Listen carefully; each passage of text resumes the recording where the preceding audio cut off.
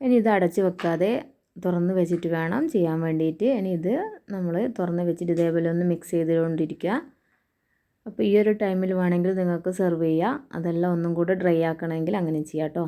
ഞാൻ ഒരു ചെറുനാരങ്ങയുടെ പകുതി എടുത്തിട്ട് ഇതിലോട്ടൊന്ന് പിഴിഞ്ഞെടുത്ത് കൊടുക്കുന്നുണ്ട്.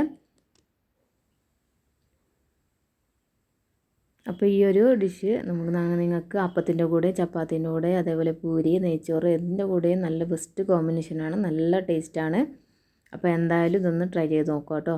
ഇത് എനിക്ക് കൂടുതൽ ഇഷ്ടമായത് നല്ലോണം ഡ്രൈ ആക്കിയിട്ടാണ്. അപ്പോൾ ഇത് എളുപ്പത്തിൽ തന്നെ ഉണ്ടാക്കിയെടുക്കാനും പറ്റും. അപ്പോൾ എന്തായാലും ഒന്ന് ട്രൈ ചെയ്ത് നോക്കിയിട്ട് ഫീഡ്ബാക്കൊക്കെ ഒന്ന് അറിയിക്കുക കേട്ടോ.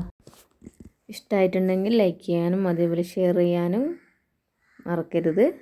അപ്പോൾ ഇതേപോലുള്ള ഈസി റെസിപ്പീസായിട്ട് വീണ്ടും വരുന്നതാണ്. താങ്ക്